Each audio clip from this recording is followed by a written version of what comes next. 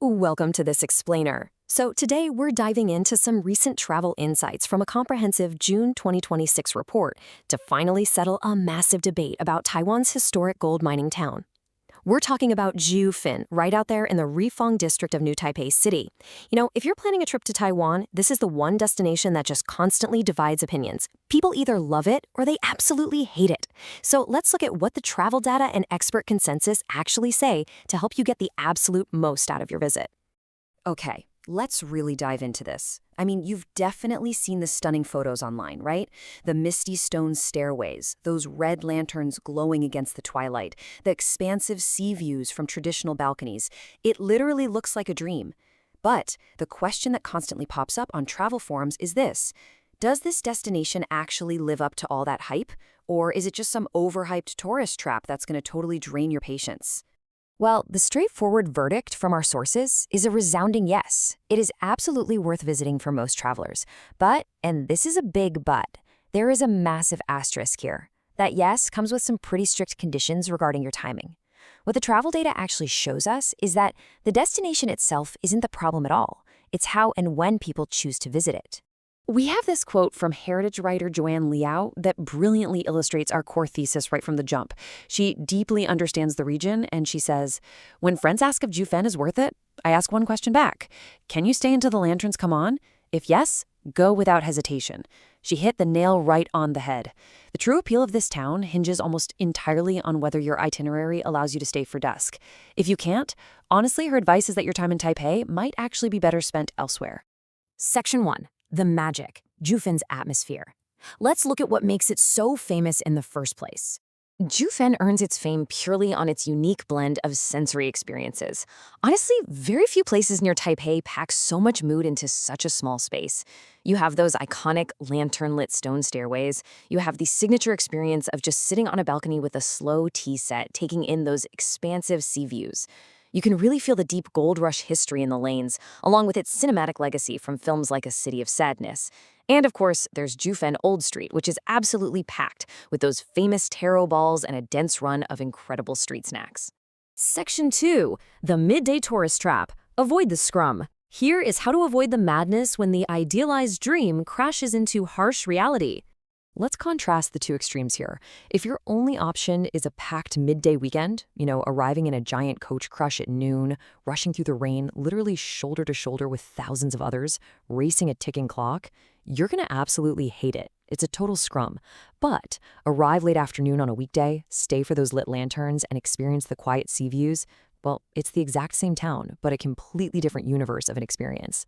Our heritage expert Yehliu drops another truth bomb here that I just love. She reminds us that the whole tourist trap label, it's almost entirely a symptom of arriving at the absolute worst possible hour. She notes, "The town does not owe you a good time at noon on a holiday. Give it the evening and it almost always delivers." The genuine history of the town is totally there. It's just, temporarily masked by those midday souvenir stall crowds. When the crowds fade, the magic returns.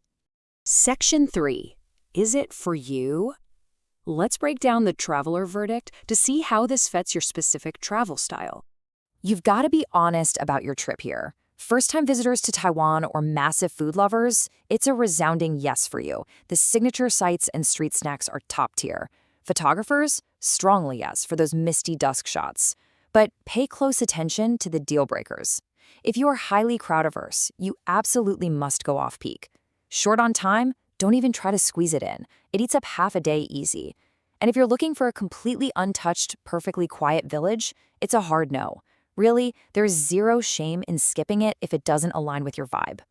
Now, if you do decide to go, the data shows you need to budget exactly 2 to 4 hours for Jiufen itself. 2 hours, that's the rushed minimum just to walk the old street and grab a quick snack. 3 to 4 hours, though, is the absolute sweet spot. That's the amount of time that lets you actually sit down at a tea house, absorb the view, and really watch the atmosphere shift as the sun goes down. Section 4, Mastering the Itinerary. Here's your actionable playbook to plan your trip, see the magic, and avoid the misery. Okay, execute these 3 sequential steps and you're going to avoid almost all of that visitor disappointment. Step 1, go on a weekday afternoon. Seriously, avoid the Lunar New Year and those heavy weekend crowds like the plague. Step 2, stay for the sunset and the lanterns. We've already established this is pretty much non-negotiable for the best experience. And step 3, actually scratch that, this is absolutely critical. Plan your ride back in advance. Whether you're booking a car or just checking the late bus schedules, make sure you have a solid plan so the clock doesn't prematurely cut your magical evening short. Now, just a quick logistical note for you. Because the round trip from Taipei eats up a good half of your day anyway, spending a full day just in Jiufen might feel a little stretched. The smartest move for a really robust full-day itinerary out of Taipei is to combine it with nearby regional towns. Pairing Jiufen with Shifen and Yehliu creates a highly satisfying, super well-rounded day trip. And finally, we gotta keep these very practical, boots-on-the-ground facts in mind. First up, embrace the rain. I know it sounds crazy, but bad weather's kinda your best friend here. Wet stone makes those glowing lanterns just pop in photos. But keep in mind, those same steep stone steps can turn into a literal slip and slide, so grip shoes are non-negotiable. For families, while the snacks are definitely a hit, be warned that the dense crowds and endless stairs are going to quickly tire out small children. Keep a firm hand on them. And lastly, if you want the ultimate cheat code, consider an overnight stay.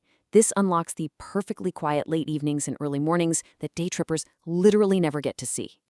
So, as you build out your Taiwan adventure, this explainer leaves you with one absolutely crucial decision to make.